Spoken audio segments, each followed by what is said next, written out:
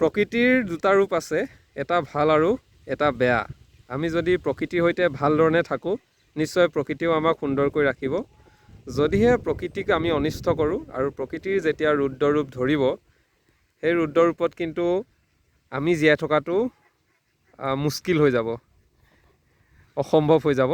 আৰু এই পৰিৱেশটো চাওক, এইটো হৈছে গেলেকীৰ পিয়লি ফুকন বুলি কয় এই ঠাইডোখৰ, পিয়লি ফুকনৰ দৃশ্য।